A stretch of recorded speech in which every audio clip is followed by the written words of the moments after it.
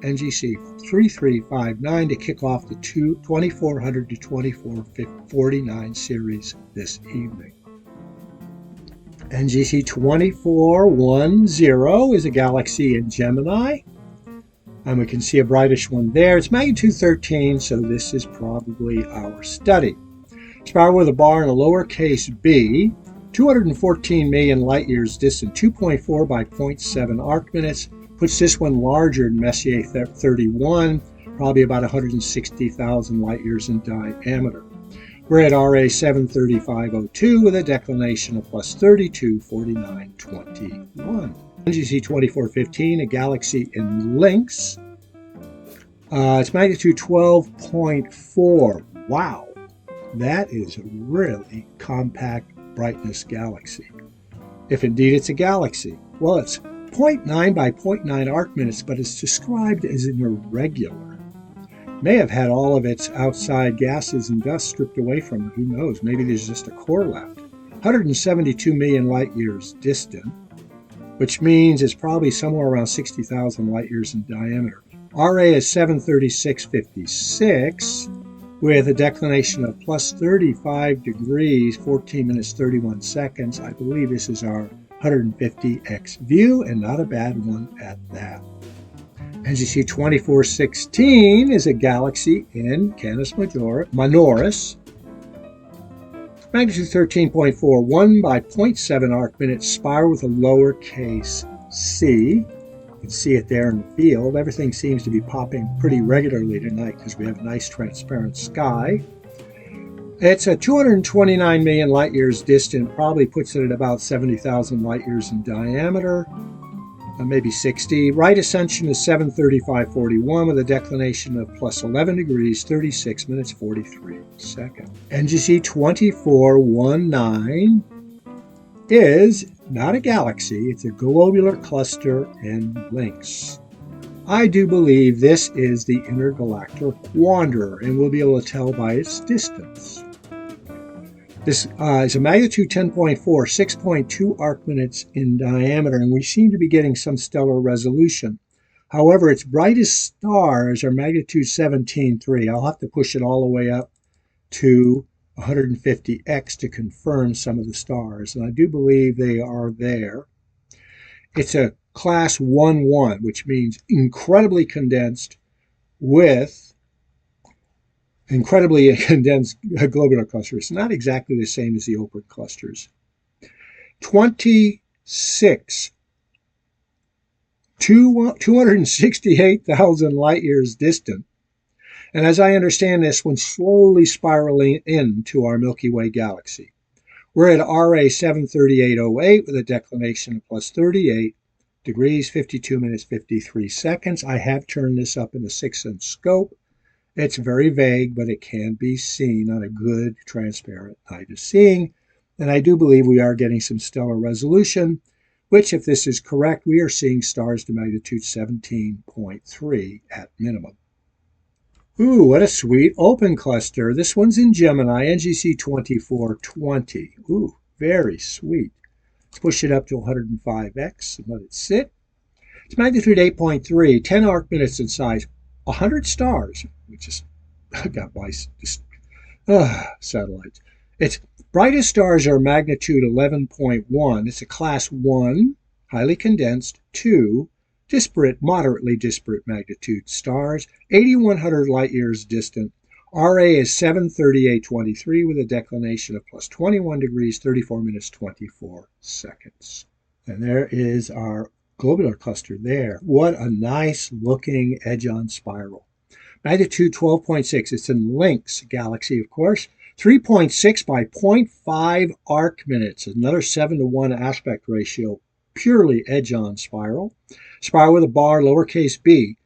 Brightest core. Moderately bright core. 148 million light years distant puts this one at about 180,000 light years in diameter. RA is 740.39 with a declination of plus 39 degrees, 13 minutes, and 58 seconds. I'm going to push it all the way up to 100x center. Allow those controls to disappear, and then bail. NGC2437 is this open cluster in Puppis. It's also known AKA, it's a Messier 46, magnitude 6.1, 27 arc minutes in size, highly populated, 100 stars. Magnitude 8.7 stars, the brightest, a class 3 2. I don't know why it's a class 3. It seems pretty obvious to me, but maybe because it doesn't seem to have a frontier. 4,700 light years distant, RA 74146, declination minus 14, 4836. Okay, our next stop was that planetary nebula. Let's push it up first and center. In Puppis, of course, it's magnitude 11 totally, 65 arc seconds in size, pretty much perfectly round. The central star is magnitude 17.5. Makes no sense to me because it's very obvious. The sky can't be that good tonight. 4,000 light years distant. RA is 74150 with a declination of minus 1444 and 06. Here is the maximum amount of light we can bring to bear at 100% E-zoom. NGC2440 is another planetary nebula in Puppis, magnitude 11.5. This may be one we've already imaged as a different number. No, they're not saying that. 54 by 20 arc seconds, magnitude 17.5 central star. I cannot believe this. That's way too deep. I am using only 5-second exposures. 4,400 light years distant, RA 74155 with a declination of minus 18 degrees, 12 and 31. Okay, yes, Matilda, NGC2444 had a neighbor, NGC2445, barely a click away, magnitude 13.3, 1.4 by 1.1 arc minutes. It has a ring, and I do believe we're seeing a ring there. It's not saying what type galaxy it is, though. Interesting. 178 million light years distant, another 75,000 light years in diameter type. RA is 74655 with a declination of plus 39 degrees and 55 seconds. This was our last view in the NGC 2449, 2400 to 2449 series. It's galaxy NGC 2449 in Gemini, and it has several neighbors. I am sure one of which is going to pop up in the NGC 2450 to 2499 series, 8th of March, a Sunday night in 2026. NGC 2452 is a planetary nebula in Puppis. I suspect it's right here. Let's see if it maps pretty well. Take it right up to 150x, capture all those photons, get the largest scale image. Its magnitude 12.6, small, 22 by 16. We suspected that. And its central star is magnitude 17.5, 9,300 light years distant. RA is 74726 with a declination of minus 27,2007. This is NGC 2454, galaxy in Gemini. I think we're seeing it right there. Nice edgy on. Magnitude 14.5, 0.8 by 0.3 arc minutes, described as simply as a spiral, 222 million light years distant, maybe 60,000 light years diameter. RA 75035, declination plus 16 degrees, 22 minutes, 8 seconds. This is NGC 2476, a galaxy in Lynx, magnitude 12.6, 1.4 by 0.8 arc minute, elliptical, 171 million light years distance, so probably 75,000 light years in diameter, our 150x view. RA is 75645 with a declination of plus 39 degrees, 55 minutes, 40 seconds. NGC 2493 was another galaxy visible right from the get-go, as some have said in the distant past. 105x view in Lynx, magnitude 12, 1.9 by 1.9 arc minute, classic size for a magnitude 12 galaxy. Spiral with a bar of the lenticular class, 180 million light years distant, probably 105,000 light years in diameter. RA is 8 hours, yes, 23 seconds with a declination of plus 39 degrees, 49 minutes, 49 seconds. Oh boy, this is a beauty. Look at that emissive nebula right in the middle of the field. NGC 2467 is a nebula and open cluster in Puppis. Both their stacks really bring out the contrast, don't they? Collectively, the magnitude is 7.1, 15 arc minutes in size, 50 stars in the cluster, which probably includes these up here. Fewer here because the nebulosity is yet to condense into Bach globules, which then turn into stars, younger stars. We're 4,400 light years distant. RA is 7 hours, 52 minutes, 26 seconds with a declination deep south, and the sky looks so good. Minus 26 degrees, 26 minutes, and 12 seconds. NGC2470 is a galaxy in Canis Minoris. Ooh, sweetie. Magnitude 12.7, 2 by 0.6 arc minutes.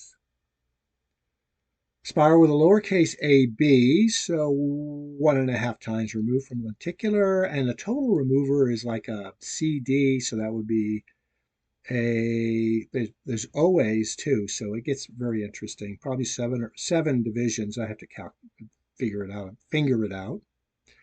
This one's 183 light years distant, 2 by 0.6 arc minutes, magnitude 12.7.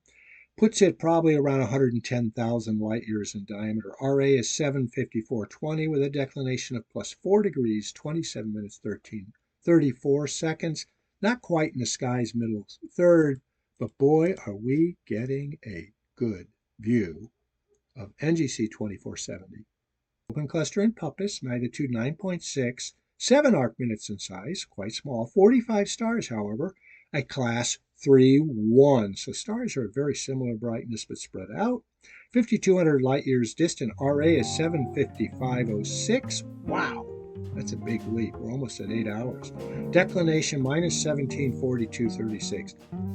Okay, we didn't have to make much of a leap here to NGC 2481. It's a galaxy in Gemini. I suspect because its magnitude 12.9, it has a 3-to-1 aspect ratio, that this is actually 2481 and this was 2480.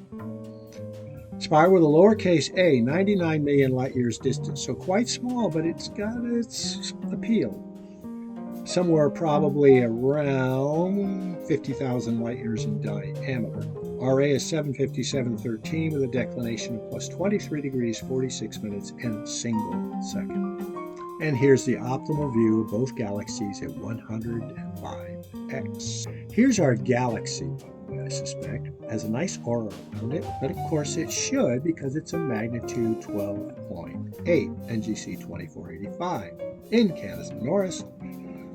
12.2 magnitude, 1.6 by 1.6 arc minute, spiral with a lowercase a, brightest core, fairly mature, 207 million light years distant, puts it at about 100,000 light years in diameter, maybe 90. RA is 756.48, declination of plus 7 degrees, 28 minutes and 38 seconds, taking it up to that 100% e-zoom view, 150x, and looking for any texture. And there certainly appears to be something right there, a neighboring galaxy perhaps. This galaxy here is NGC 2487, galaxy in Gemini, magnitude 12.5. Makes sense. Larger, 2.7 by 2.1 arc minute, spiral with a bar and a lowercase b. 222 million light years distant puts this one at about 170,000 light years in diameter. This one's bigger, Messier 31, which, by the way, I learned today has a trillion stars, 5 times as many as our Milky Way. We know who the capital galaxy is based on that, don't we? We're at right ascension 758.20 with a declination of plus 25 degrees, 8 minutes and 56 seconds. We may have captured this one previously, but I don't care. We got enough time in this video to do it again. Look at the texture in both of those galaxies, going all the way up to full 150x, 100% e-zoom, using every pixel available. That's NGC 2486 and 2487. We have less than 5 seconds now to our next stack, and there it is. We are getting nice round stars, 60-second stack. I'm going to back out slowly. This is our 50% e-zoom or 75x view. That's quite attractive. I'm going to back it out to 40%, and then this one gives a nice view of all the stars. And with that, I am going to say carpe nocte.